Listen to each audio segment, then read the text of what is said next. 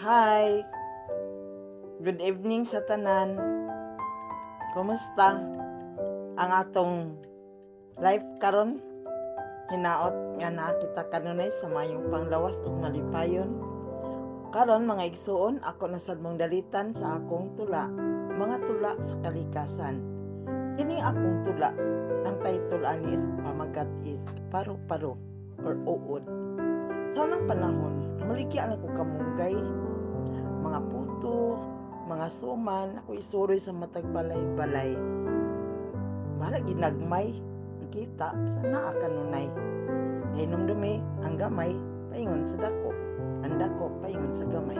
So, mo ni akong pasumbingay.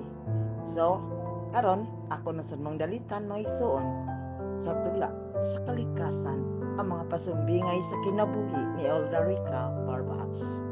Ako'y uod sa lupa na laging gumapang-kapang-kapang. Naghahanap na makakain kahit saan-saan lang. Kapag ako'y nakilala sa ibang tao, laging nila akong saktan. Hindi nila ako pinapansin kahit labis ako nahihirapan. Sa itaas ng puno, umaakyat ako doon at nilapitan ko ang kanyang mga dahon.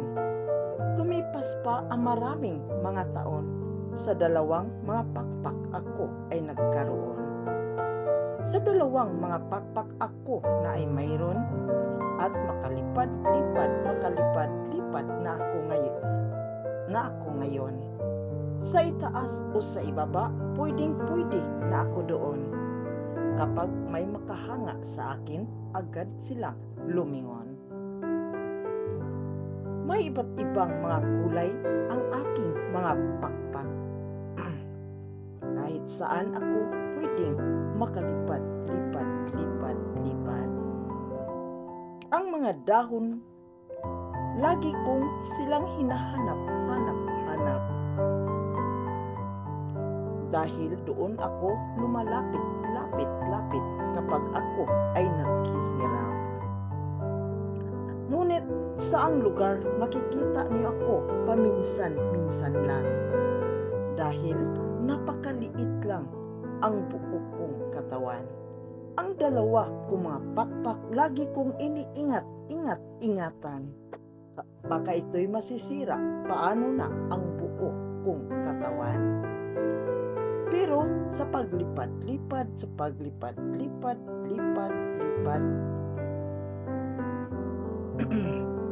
o kahit paano, sa inyong pagtingin sa akin, maliit pa rin ako.